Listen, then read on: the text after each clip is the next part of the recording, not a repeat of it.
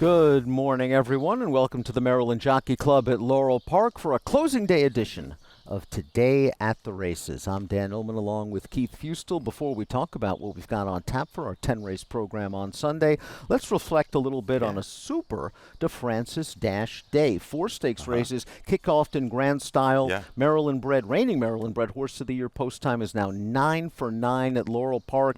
Got it done in the deputed testimony. A couple of anxious moments, and it started right out of the gate. A little rank through the head about leaving there, but Sheldon got post time to settle, and then when he was making that inside move, leaving the 5/16 pole to the quarter pole with the leaders right there about a half length apart, I'm like, uh-oh, what's he going to do? He stayed inside. Was lucky, he worked outward a little bit, found that seam at the 8th pole, and just rolled home from there, really striding out nicely the last 16th of a mile, winning under a solid hand ride.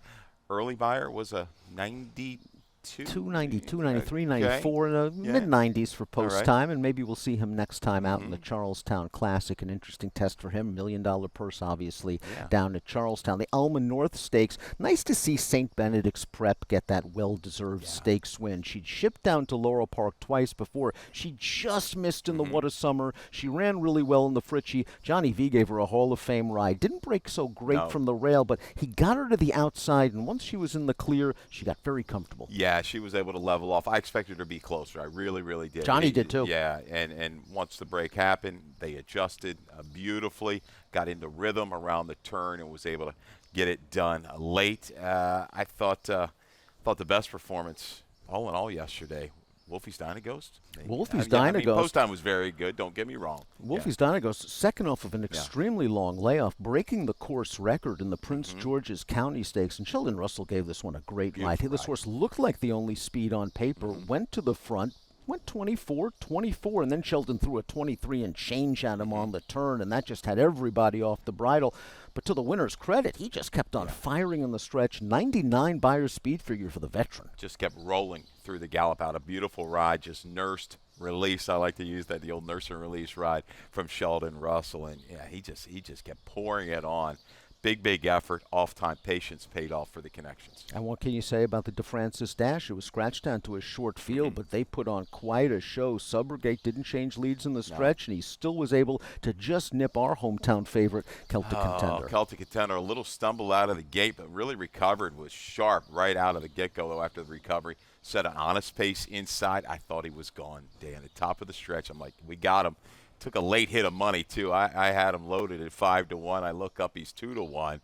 Just gets beat. Really good effort for the Hammy Smith trainee. Crumble Chip got in a little traffic when the winner was laying in just a little bit past the 16th pole. But all in all, Subrogate gets it done second off the bench. Perfect way for Horacio Caramanos to celebrate his 50th birthday aboard Subrogate. He had 2 winners yesterday, but it's always forward in this game. Let's check out the weather conditions. It is a lovely day at Laurel Park. The main track is fast. The turf is firm. Post time is at 12:10, 87 degrees right now. It might get a little bit steamy later in the day, but all in all, some really nice things going on at Laurel Park. And since today is closing day of the summer meet, we've got mandatory payouts in any wager with carryover potential. Right now, there is a carryover, and a pretty significant one, in our Jackpot Super High 5. That is in race number 6. The carryover right now is over $42,000, and that race is as much of a skull buster as you're ever going to see. We've got some strangers. There's no doubt about it in that particular race. I look for that handle to soar for the Super High 5. We kick things off today with race number 1 going 5.5 furlongs on the turf. It's for 3 and up, which have never won 3 races or open 3-year-olds. Let's take out the 4, the 6, the 10, the 11. Tyus Liapestina picks up the mount on the 12. Tick-Tock Daddy, that also eligible, draws into the body of the race. This is the first leg of our first of 2 value pick 5 wagers. Again, we call it the value pick 5 because it's the best value in racing. Take advantage of the low 12% takeout and maximize your earnings potential. Keith, you're going to try to do so with this ticket. We're still playing around with that $930 we had a couple weeks ago, so we're going to hopefully send you off to this little break with some money. If we don't catch the pick 5, we're going to get some winners today. But this early value pick 5, it's a $27 ticket for me. 1 and 3 to get you started with Moncrief and Borletti. 2 deep in the second with a 2, 5, and 6. Race three deep as well. 3, 6, and 7 in this moment. Mopo was really good at Old Hilltop. Really, really good effort there. Race 4, singling the 5, Drill Baby for Gray Compton, who's come down to Maryland recently and done quite well. I'm intrigued by a firster in there. It works smarter as well. If you can afford to throw that one in there, I would do so. We'll talk about the breeding and the family there for Work Smarter. Race 5 with the 3, 5, and 7 to complete this early value. Pick 5, Buzz Away, Battling Time. A little bit of a stranger for Niall Seville. I was a little surprised looking at some of the picks. Nobody had this one in there, but I think my man Piasek might have used this horse. But Korea has value. We'll talk about that horse later. He's one of the more fascinating horses from a past performance standpoint coming into a race than we've seen in a very long time. Let's start with your top pick in race number 1. We have a video spotlight on the number 1 Moncrief. Yeah, I thought Moncrief came back to the races really, really well. Off since November 13th, comes back this race in June the 6th and runs a big bang-up effort. Moncrief caught wide, 3 wide around the turn, into the flow, pressing. You're thinking, okay, he's going to fade a little bit. Needed this race. He's kind of moved in some quicker paces before. I tell you what, I love the way he kept charging. Upside down man's just going to be a little bit too good from the far outside to get it done. Borletti makes a run, but take nothing away from this effort. I think the move outside Dan to inside, that's one of my favorites. And with some of the speed coming out of here in Coronova and Great Kisser, maybe Moncrief goes right to the front. I don't think he has to. And you go back on some of the races on the page. Cactus, Claudie Boy, he's run against the right kind. Troy Robb got a winner second off of a break not too long ago.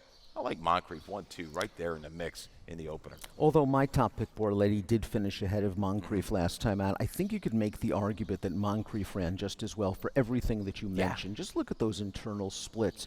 He had to press that pace 3 wide through an opening quarter in 22:29, then got no breathers. Second quarter, 22:41, and he had the long stretch to deal with and the closers coming. All in all, in his first start off of a long layoff, I thought that was the perfect way to come back to the races, and you're right.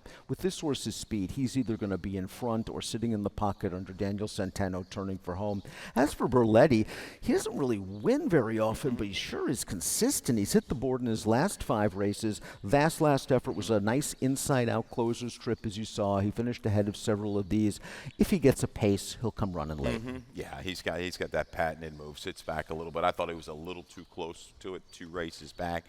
I think he might even be a little bit closer today turning from him than what he was last time. Yes, he's got that steady kind of run that you can trust. You're right. Doesn't win a lot, but he's very, very difficult to leave out the exacta try and super. You've got TikTok Daddy in the mix, drawing in from the also eligible list. This horse, whether it's dirt, whether it's turf, runs really well. Just didn't really think this horse got the right trip last time out. The break wasn't there, but this horse was firing in the stretch, building on the performance in the seasonal debut on turf. And what I like about TikTok Daddy is when he does get out of the gate, he's pace adaptable. You can put Tyus wherever she wants to be. I still think he's going to have to step up just a little bit off of these recent turf tries. Upside down, man, the key, he's right there with him. So another one, I think he's got to step it up just a little bit if he's going to beat the likes of Moncrief and Borletti. But Maldonado's doing well. We've got the 5. After some of these scratches, we had to adjust. I did for sure. Elusive Image, really, really sharp internals last time out going long. I think turning back, this horse is going to work today. No, turning back certainly works for him. And again, he's not a horse that really has to be 100 lengths out of it. So again, if he'll be placed, I'll think a little bit closer to the pace. Happy Jaunt to the number 8. I know he has not been good lately. He's getting blinkers today. He has several races last summer that make him competitive with this field, but he has no early speed. I'm hoping for a late run to pick up some pieces, maybe spice up your tries and supers. Oh, this is a horse we've chased a little bit. It's some good numbers, waiting for him to come back to those back races. He hasn't yet. Maybe the blinkers give him a little bit of wake up, stay a little closer turning for home. Same exact, a different order. Keith's going 1-3-12-5. I'm going 3-1-8-5 in race number 1. Race number 2 is on the main track. It's at 3/4 of a mile. It's a maiden special weight for 3-year-old fillies. It draws a field of 6. It is the first leg of our first of 3 50-cent pick 4 wagers. The pick 4s have been paying very, very well recently, and we're going to start things off with the number 6. Laura's Aura. This is a horse that raced once at Delaware, and I thought all in all it was a really good learning performance, Keith. She didn't break very well. She kind of rushed up on the inside to press the pace, wound up back in the pocket and took some dirt, a little bit tight Yeah. in upper stretch. But all in all, I thought this horse can build off that performance. Yeah, a fourth place finisher came back to win. That was a Gary Cap. But the couple moves that she made, I know Ned Allen's second out in the stats, they're not going to reach out and grab you, but she gained valuable experience in that race with a cleaner break from this outside post. She is forward most of the way, if not all the way in race 2. Another second-time starter is the number 2, Mama Vacoma, and this horse took a lot of money for her career debut, and she just had the misfortune to catch a muddy racetrack. We have a video spotlight for Mama Vacoma, and the break just wasn't there for her. No, drawing the inside, a little bit of a duck in at Pimlico, muddy sealed surface. You can make a few excuses, and then down the backside, you're going to see some jostling going on, some Not bumping. easy for a firster. So this horse just kind of could have been fried a little bit. And if you notice, Mama Vacoma is wearing cheek pieces, a hood. So there's something going on upstairs that maybe, they're trying to work with and get her to settle. What I like, though, she drops back 5-6 lengths around the turn. Sneaky late run here, working outward into some traffic, outside of some traffic at the 3/16 right here. Gets in a little close. All right. But she's trying enough. And Camacho got the ride that day, and we've seen Camacho back in the day with post hunt, with a horse that, might have had some antics, some things going on. Gaining that experience at Pimlico.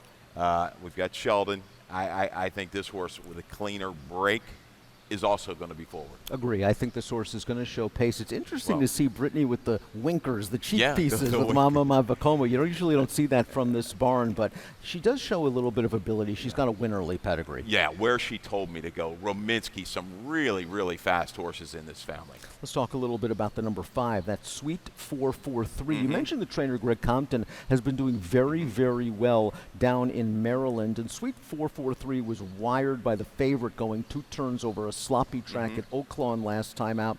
I thought this horse ran okay, and the barn's had a couple of route to sprint winners since May 15th. Best buyer figure was at Oaklawn, sprinting, off slow, traffic quarter. Maybe at the slightest of pauses at the quarter. This horse, she was able to work outside and bring a little bit of a run, slight flattening late, but pretty good race. Pink Ruby came back to run an 80 next time out. The company lines are there. Greg Compton, the way these horses have been running down, he's got Drill Baby later, is going to be getting a lot of play. Yeah, I like Sweet 443 to sit back and make one run. It was a big day for Mrs. Charles yesterday with post time. She has the number 1 Daring Delight, another homebred. This horse might be forward as well, moving turf to dirt. The last time she raced on dirt, she had to go very quickly in the early part of that race. She battled with 2 other pace foes, and just think, the top 2 finishers that day came from 5th and 7th. That pace took its toll on the leaders. Daring Delight might not have to work as fast to sit second or third here. No, and Seaside Road has come out of there to run a couple okay races, so I'm giving that horse a little bit of a look underneath, not in my top 4, but I'm going to key around Laura Zara, Sweet 443. I think Mama Mike Vacoma is going to get plenty of play, not a whole lot of value there, but I like the grit this 6 showed at Delaware. Multiple moves, in tight late, a little bit of a fade. A family that, kin to a 14-time winner, a 6-time winner. Give it another chance. And I think she'll appreciate the clean air breaking from the outside post after breaking from the rail last time. 6.523 for Keith, 6.514 for me in race number 2. Race number 3 is at 1 mile and 1/8 on the turf. It's for fillies and mares 3-year-olds and up. It's a first level allowance event. Take out the 2, take out the 4, take out the 5. It's the rematch between the 6 in this moment and the 7 Mopo. They faced each other once before. In this moment got the better. We have a video spotlight. Yeah, April the 25th over this turf course. And nice wake up. I mean, this horse, the 3-back try, Mopo, not that great. Stumbled at start, a little excuse, transferred to the turf. The internal fractions were brisk, and in this moment definitely benefited. This was first time in the barn for Brittany Russell, but take nothing away from Mopo's effort. I thought it was really good the way she held on in this moment. Big jump up on the barn change. In this moment, got a very nice trip, tracking in the pocket while Mopo set a very fast pace, 23.04, 23.15. No breathers from Mopo that day. I really like the way in this moment was striding out at the end, and she's tactical enough that in this moment can probably sit another good trip. And Brittany knows where to place these horses. Last out maiden winners, 11 for the last 23. That's 48%, a $3.08 ROI. So we saw Mopo run that race. And Phil Cap decided to bring Mopo back at Pimlico, and this horse just ran another remarkable race, cutting out the fractions again, past an upper stretch by a horse that came back to win at Monmouth by 7 lengths with an 83 buyer, and then roaring back on the inside to score. Yeah, and I think I like her a little bit better here, maybe at a mile and an eighth compared to the mile, because I think she's going to be able to relax a little bit more. She's gaining that experience, moving in the right directions. I'm going to think she turns the tables today on In This Moment. In This Moment going to be a really, really short price. Mopo's not going to be that big of value, but I like her in here. I think Sneaky Horse is the 3. Coming here for Graham Motion, Royal Winter. Showed promise back in the 3-year-old season. Some good races, a really good effort at Keeneland. Last time out at Laurel, I just never thought she got comfortable. She was caught in between horses a long, long way. We've got that comment blocked upper stretch with a little bit of a late run. I think you're going to see a better version of Royal Winter. She'll be spying, I think, those 2 horses when they turn for home. We have a trainer stat on the 10, Cha-Cha Tap, Milan Milosevic. Last out winners, 4 for the last 18. 22%, a $3.66 return on investment. Cha-Cha Tap came off of a pretty significant layoff to win last time out, but it must be said, everything went right for her from a pace standpoint. They were blazing the trail early. Cha-Cha Tap was favored that day, and taking advantage of that race flow, Cha-Cha Tap kicked them down. So now this horse is really taking a step up from a condition claimer into a first-level allowance and may not get that trip. But we do have the trainer stat, and it was nice to see her come back firing. Oh, yeah. I'm going to go to the inside as well with the 1, Sun Cross. This is an interesting horse. Catholic boy topside doesn't get me real excited for turf, only 8%. But the family does. They wanted to get to the turf with this filly back in October, couldn't do it. All she did was win by 11 and change. Comes back in an allowance, lagged wide, no rally, the comment. A little bit dull, has been off 224 days. Blinkers going on. Looking at the family, she's kin to Soraya. Nice horse. 4 for 8, 18, 12 for 18 on top of an 81 is 1 or 2 other than. The family is there, laid off and fresh. The new face could definitely pose a threat from off the pace. So Mopo looks to make it 2 in a row. 7-3-6-1 for Keith, 7-6-10-9 for me in race number 3. Race number 4, 6 furlongs. It's a maiden special weight for 3-year-olds. It's a field of 7. It is the first leg of our middle pick 4 wager, 50-cent minimum wager on the pick 4. We're going to start things off with the number 5, Drill Baby. Even money on the morning line, Drill Baby. We have a video spotlight. This horse ran really well last time out after getting steadied back in the early stages. This is a really troubled beginning. Opening 16th of a mile, bounced around, pinched and checked, and it gives up 6-7 lengths right off the bat. But Sanchez, to his credit, did a really good job of getting this guy to relax a little bit. He's going to go ahead and ramp up a run. Pediatrician, just too good that day. This was the Salazar runner.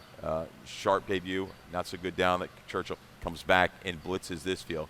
But this horse makes a very big recovery. Long, sustained run, caught wide every step of the way. I think Drill Baby right back with a clean opening furlong. Let's just get out of the gate, can sit mid-pack and make a run. Faced a really good group at Pimlico, 2 races back going longer. I like this guy a little bit better sprinting. He's been wired in his last 2 races, and I just think he's getting a significant class drop here. I think this pediatrician does have a good amount of talent, and he's very game, Drill Baby, after exerting all that energy with a mid-move on the turn to still get up for second. There's something here with this horse, and it just looks like perhaps he's found the right spot. Work Smarter is the first-time starter, though I think we should talk about. He's a fool to a very nice horse. Yeah, he's a fool to play harder. This is a horse that won its debut, 4 of its first 5, and in that debut had some trouble and was able to beat 11 other rivals. Outwork 15% with the 3-year-old and up first-time starters. We saw the Rising Sun Racing Stable and at Eubanks Firster get some play the other day. Didn't have the greatest of beginning, showed a little flash and then faded. Work smarter again. Tab the tote. I think money's going to show on this one. Veneto is the number 3. He's hit the board in 6 of 10 lifetime starts, and Veneto finished behind Drill Baby last time out. Maybe you could argue that track was speed favoring, but if you do, well, Drill Baby ran better. And Veneto just has this very bad habit of failing to change leads in the stretch. He just hangs around on that left lead. 6 furlongs, maybe it'll sharpen up the run a little bit. I think he's going to need some pace help. How about a nutty horse like the 4, Mancia's Way? This horse has only raced once before on a fast track, and look who he ran against that day. Verifier, who came back to win very easily at Pimlico. It just looks like a stakes horse in the making. 2 sloppy track races in a row. This horse was really pushing the pace last time out and just was tired at the end. J-Rod retains the mount for Oscar Mancia. This was going to be the speed of the race. That's what I was wondering. This is another one of these tricky races to envision. How are things going to develop? If Work Smarter is right, and he has the speed of his brother, it could be lights out 1, 2, 3. But Mancia's Way is improving. A couple of excuses the last 2. I think even Mike's Magic could be a forward factor from the outside. But we both agree that perhaps Drill Baby's found the right spot. 5-1-3-2 for Keith, 5-3-4-2 for me. Race number 5, a mile and a 16th on the turf. Fillies and Mares, 3 and up, which have started for a claiming price of $25,000 or less, and which have never won 2, or the non-winners of 2 claiming price 25 down to 20. Let's take out those MTOs. The 1 and the 2. Korea. We wanted to talk about this horse, the number 7. This, of course, is the first leg of our 20-cent Chesapeake Pick 6 jackpot wager. It's got to go. There's no jackpot here. We're paying it out on mandatory payout day, so get involved and pick those last 6 winners and cash out in our final Chesapeake Pick 6 of the summer meet. But getting back to Korea, the number 7, this horse's last 5 races came over the jumps overseas. The last time this horse ran on the flat was way back in November of 2023 in France, and guess what? He won. She won. She wins. She's going, what, a mile and 9/16. So the stamina, it's there. It's there. And I was digging into the Racing Post this morning. I was looking at everything, trying to key up some horses. It's tough to get one by. Not the Lord of Laurel. But anyhow, you know what? It kind of grabbed me. 2 races back. I know it's Middleburg. I know it's over the hurdles. Beautiful Gorgeous is a horse that won on the flats at Colonial last summer. A 30,000 2 and like. So comparable horses, company lines. Nio Seville. Did we get that stat? I threw a couple late stats in. Last 2 years on the turf. And the conditional claimers, 3 for 7, 43% with an ROI of 494. I was just looking for a little stranger. And reading some of the comments, going back, way back, tracked. This horse, you look at, there's not a ton of speed. Maybe a horse like Intercups goes ahead and goes. I know they were marathon races. Might be forward enough. We shall see. Again, tab the tote. See what kind of money shows up on Korea early. The 8 Incisive Kitten is where I'm going to go. We have a trainer stat from Michael Trombetta, who only has 3 runners in this race, and the stat applies to all 3 of Trombetta's runners. Incisive Kitten, It's Satisfactual, the 11, Scholar, the 12. This barn between June 15th and June 22nd on the turf was going very well.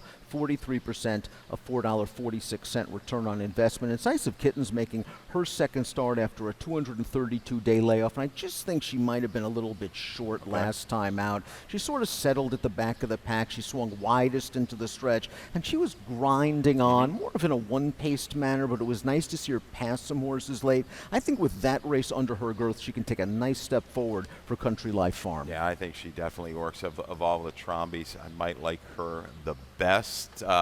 Video spotlight time for the 3. Oh, what a trip this was. Let's catch the start. I'll let you take it, Dan. Gets bumped just right, hopped at the start, and is off 2 lengths slow. Just look at the hop. Bang. So the next thing you know, not only does she break from an outside post, she's breaking 2 lengths slow in a race where they run a half mile in 49-3. She's going to be 10 lengths back on the backstretch in a race where there isn't a lot of pace. If you think that's the worst thing that happened to Buzzaway, well, it certainly wasn't. She's last turning for home, and now JG's just looking for somewhere to run. Doesn't want to go wide just yet. Going to look to try to split some horses. Now maybe there's the spot inside of the 8. It's not there just yet. It's not there just yet. It's not there. There it is. Now she changes and splits horses, and she is flying at the finish. You can argue that if she doesn't break slow in this race and she doesn't have to wait at the 3/16 pole, she wins. And Horacio De Paz doing well since June 13th, 3 for 10 between the 13th and the 22nd. So lots of things to like about Buzzaway, and if she doesn't break like that, she'll be a little closer. That was a charge to the wire after that brutal beginning. Tori, I was still very patient, sitting chilly there till about, the quarter pole, then found that seam. And if we see internals go up of 23, 47 flat, 12, watch out. Buzzaway just might blow right on by. Battling Time interests me. This 5-horse. Out of your mix, maybe I'll talk you into using her a little bit. Hasn't been seen since March of 24. In for the tag, dropping for Brittany Russell. Showed a little glimmer of talent. Now we're going to get to the turf course. First time on the turf. Working forwardly. The family is there. Yes. Call me plucky. The mare was good. 3 for 13 on the turf, 7 for 13 in the money with a top of 87. I can see her fairly forward against this group. Fresh, ready to roll for Brittany Russell. Attack mode in for the tag. It's Satisfactual is another one for Trombi, and this horse called a wet turf course at Delaware, and I just don't think she really cared for it. She was 3 wide going into the first turn. She wound up down on the rail. She did not factor against the top 3, but if you look at some of her firm turf races down at Gulfstream Park, they're competitive with ease. She's going to get firm turf here. Demands a little bit of value, though. I have her at 3-1 on the morning line. Nice race this is. Lots of ways to go, and you're hoping for a price. Korea's a German bred. 7-5-3-8. I'm going 8-11, 3 and 10. 5 down, 5 to go on our closing day Sunday card at Laurel. We'll be back in a moment with the late pick 5.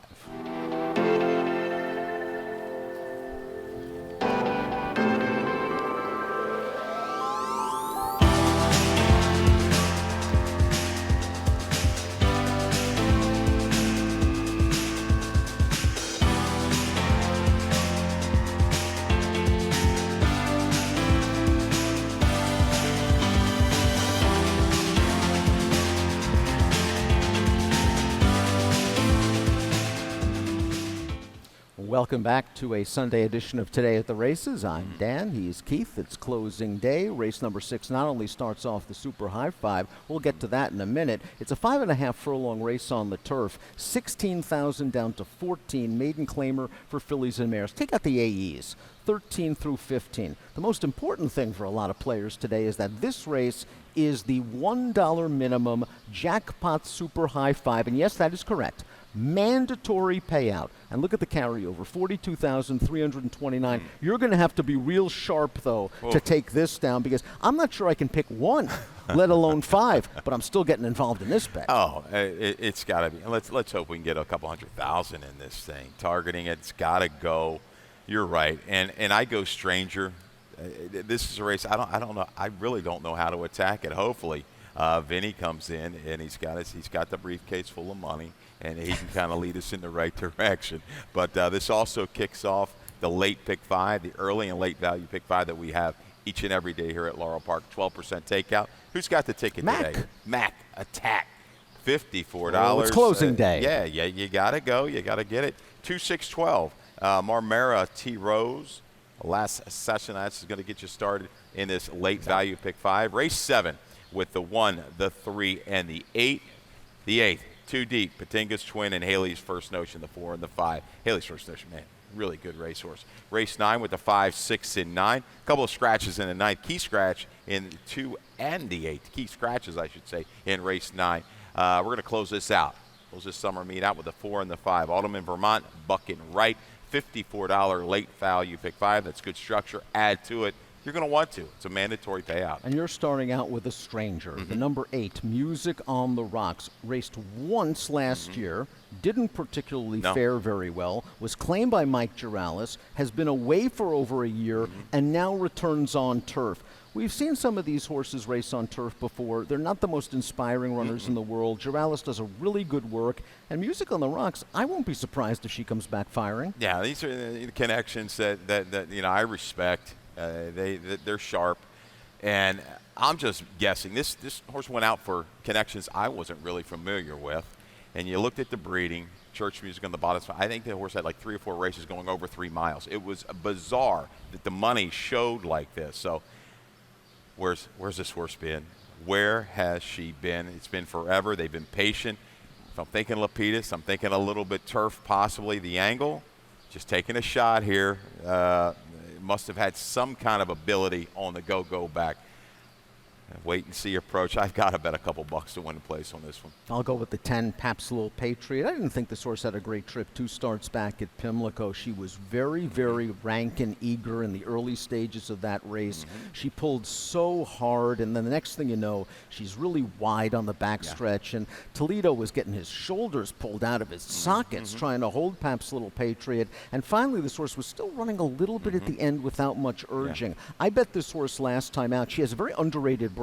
She usually breaks first or second out of the gate. She broke well. She ended up in stalking position. She got wired by the favorite, a sharp horse, Clear Court. She fits here. I want to see her be somewhat aggressive. I think the 7, Grosse Ile, has speed. Papslow Patriot, I want to see this horse second or third. I think she can be. I think she kind of be forward enough. There was a lot going on behind the pace of Holy Brick in that race with Hot Boss last time out. Some of these horses might go ahead and step up and improve a little bit, but I think you're right. I think Papslow Patriot, with that position, it gets any kind of contested pace, will bring a better run, a better finish as well against this group. Holy Brick will be part of this pace. She finished ahead of 5 of these horses last time out. Not only that, it was a key race. 2 horses came out of that race to win. The 8th place horse winning for a 12-5 tag with a 53 buyer. She might have moved just a smidge early into the long stretch, and she was run down at the end, but certainly was an improvement off her dirt races. This was your top selection that day, one of the greatest picks of the year. A brutal beat at 34 to 1. But Holy Brick, looking back at it and again at this field, the true speed could be Holy Brick, Grosse Ile again. We'll see if Grosse Ile can stretch it a little bit further. If Holy Brick doesn't apply that earlier pressure, that horse could stay around a little bit longer. Robbie Bales with a winner yesterday, going along on the turf, tries to get it done sprinting here. Marmera, trouble trip last time. You mentioned a horse. I want to talk about 2 horses that might be able to benefit from off the pace. Okay. One is Feather Wish for Damon. Right. We haven't seen this horse in 253 days, but if the pace is hot between the 7 and the 11 again, I think it gets set up for Feather Wish, who's run some good turf races, and the 9, Need a Miracle. I was kind of, when we first handicapped this race, I said, well, I really want a stranger. Holy Boss is the sire of Holy Brick, who first turf improved. Need a Miracle needs a lot of improvement, but she's at least by Holy Boss. And the Bobby Leaf barn's been waking up lately with some good horses. Maybe Need a Miracle, the 9, is the horse that spices up the whole Super High Five. I think we might need a miracle to hit this jackpot Super High Five. I like anything kind of off the wall here works for me.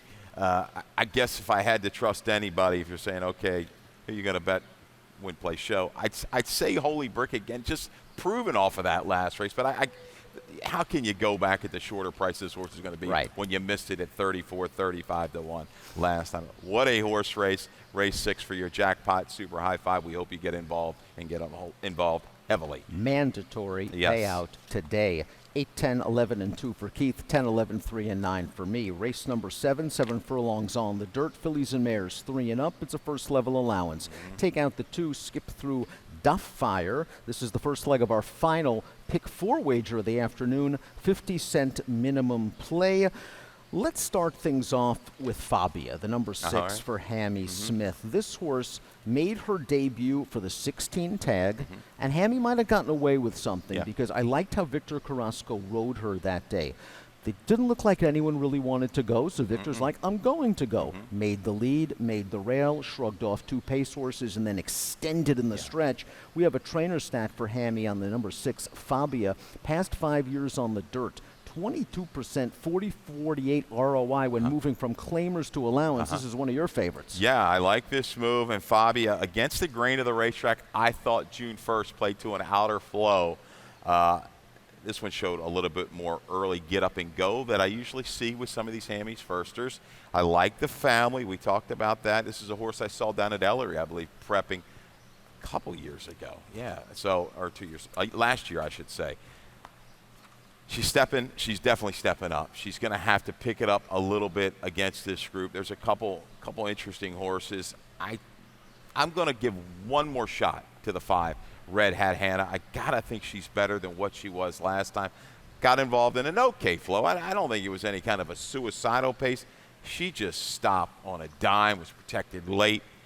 Cal Lynch, South Sinatra teamed up with a win with this one right out of the box at Timonium last year. She's run some bigger races. I think 7/8 is a good distance for her. If she can kind of go free running and clear early, maybe she catches a breather around the turn. I think she's faster than Fabia. I think she's going to make the lead. And to me, the most fascinating thing was that Villalobos had his choice on the overnight between 2 horses, Red Hot Hannah and Shakara Fire. And Shakara Fire is a stakes horse against Maryland breds, and Villalobos is going to go with Red Hot Hannah, who might be a better price. Interesting pace play. Red Hot Hannah can certainly rebound. How about Dazzy down towards the inside, the number 1? Yeah, she's just pretty much steady. You can kind of depend on her. Called a sloppy sealed racetrack last time out with Paco at Monmouth. But I like the company lines. Cluck, cluck. Take the money, honey. I see that race there. Only beaten a couple lengths. Had some trouble. Had to work outward after a slower beginning. She's got the right kind of chasing, grinding style. She just knocks on the door a lot. She might just bust through today. You have a Jamie Ness train entrant for second. So do I. Only mine's the 7, Rousey Express, a horse that likes to finish second or third. She was kind of forced out a little bit, turning for home at to alter course inside to split horses and flattened out going a mile. I'm curious to see how she does at 7 furlongs, because she has won going route to sprint in the past. I think for her, though, it's all about a setup, whether she gets the right pace flow. Agreed. Bella the Bluegrass. Yeah, the 8. Let's go right to the stat. This horse got a kind of a tricky run in between horses at Delaware. First off the claim, this 4-year-old midshipman filly, we're saying, trainer Anthony Ferrier, the last 2 years.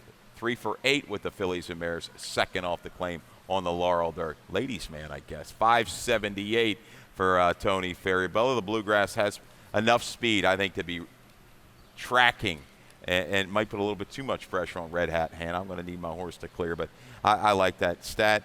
Second off the claim. Freer run outside today, called in between a long way last time. Yeah, I can see her sitting in a very comfortable spot in third, outside, clear of traffic, ready to move when the field turns into the long stretch. Horse she beat 2 races back and blitzed at Keeneland, came back to run a really good number, a mid-70s in an allowance in Horseshoe Indy.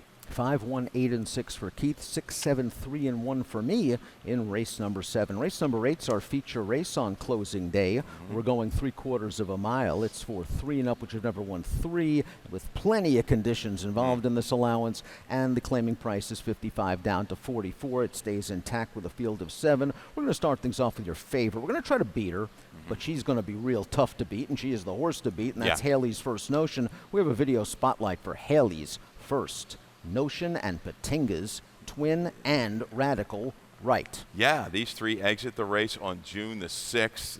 They all 3, I thought, ran well. Maybe Haley's First Notion, all in all, ran the best race. Up involved with that pace, 22 and 4, 46, duking it out on the front end. This is our horse I think we had on the mark this day in an okay number.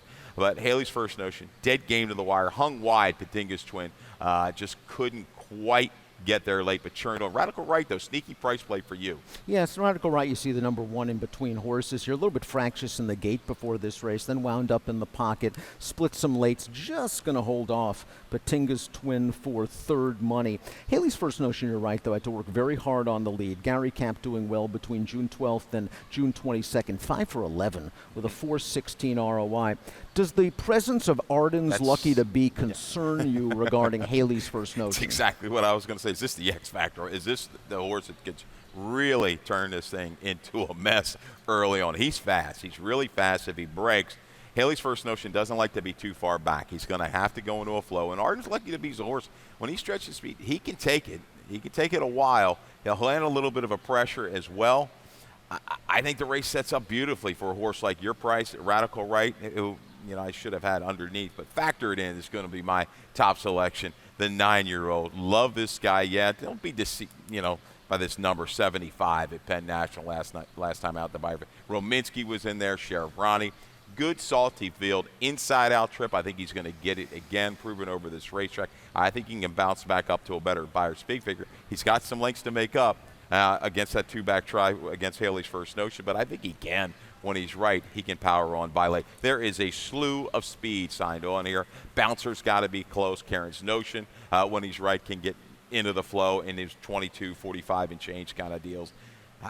You're right. You like the one off the pace. I like the two off the pace. Yeah, the two got a nice confidence builder. It was a tough field at Penn National. That was a good horse that he beat last time out in Rominsky, and he's got a ton of back class. Radical Right's just been running fast races recently. For Ferris Allen, we have a trainer stat for Ferris Allen. This program's been going well.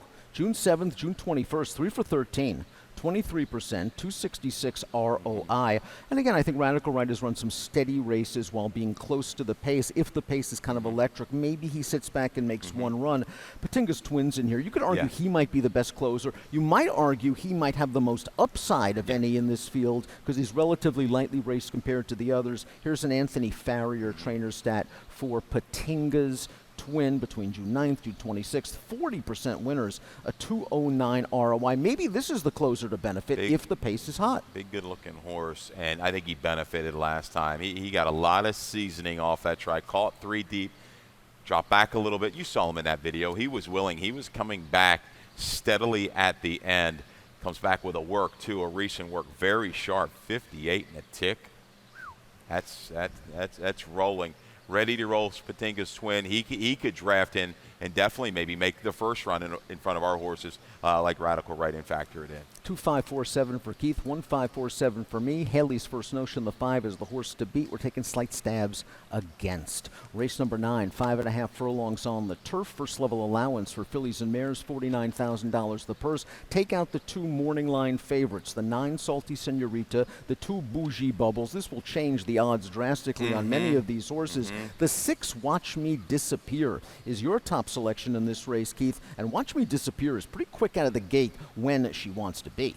Bobby Leaf. There we've got it again and got back to a better race. I chased this horse at 36 to 1, 2 races back. Didn't really run a step. But last time with Matilda Burnham, was up with the flow 22 and 3, 45 and some change. Just a little bit of a fade late. Shino Moon came back to win clear. I'm looking at this field right now. Bougie Bubbles, I think, was going to be forward, but I still don't think she had the speed of Watch Me Disappear. Man, if she sneaks away into the turn and clears, Bobby Leaf might just get back to the winner's circle. I think these scratches hurt me a little bit. I like the 9 Sweeter Than Whiskey, but she's really a confirmed one-run closer, isn't she? She came back off a 6-month layoff, and she outperformed expectations, running second at 16 to 1. She didn't break very well. She was sort of lagging behind inside. She tried to ease outside in the stretch, and she kind of swapped leads a couple of times, but she found some traffic trouble in that race. I'd like to see breaking from the outside, Jean Briseno just kind of get her into a rhythm, swing out, and then just hope she has enough pace to kick at. Maybe steps up against a little bit better group than what she faced last time. That was first time Kieran with Wonder Girl, but you go back on the page. She wins the state bred A other than. So she fits certainly here, and that traffic did cost her last time out. Lily Simone also had a lot of traffic last time out, and Jose Magana Barnes been doing very, very well, but like Sweeter Than Whiskey, this is a one-run closer dependent on pace help. She was down on the inside. She was blocked and checked down on the inside, had to switch leads a couple of times, never really got true clearance. I think Lily Simone, the 5, ran a lot better than it looks in this race. I just wish she had more tactical speed because you got to go way back to find her last win. Yeah, and she's going to get the help. I'm not sure. Maybe Rapido Rosa goes a little bit early. Air 1, sharp try, goes back. You look at some of the company lines, Carolina Christina. This is an interesting horse, the 4 for Keith Dickey, but I'm hoping Watch Me Disappear. She's got some quicks, and she showed some fight last time. I think she can hang around a long way here in the 9th at a good number. And speed carried on the turf well yesterday, we saw, and that might work for Watch Me Disappear. 6954 for Keith, 9651 for me in race number 9. Race number 10 is the swan song for the summer meet. It is at 6 furlongs. It is a maiden claimer, 16 down to 12.5. Maryland breds eligible for the $20,000 claiming option. Let's take out the 1 Sevens Magic, the 2 Anita Beer. It leaves us with a field of 5, Keith. Let's start things off with your top selection, the number 5, Buckin' Right, and this is a horse that has run some really competitive races in her first 2, and last time out, she just didn't look very comfortable. No, not at all, and gave up, pretty much mid-turn. It was all she wrote. She's no Uncle Mopo. fields are there. Double arrow in debut. Showed that sharp speed, 22 and 4, 46 and 4, a little bit of a fade, but still clear of the rest. Freshened up, dropped, maybe tweaked a couple things with this filly. Kin to a really good horse, Kissed by an Angel. I think she's the speed of the speed. I would have liked to seen this race at 5.5, but guess what? It's not. I might be gasping. I'm going to try to hold to the wire. I think Ty fits this horse very, very well, and I think she's going to get this horse out to the front. I think she's going to be fresh off of the layoff.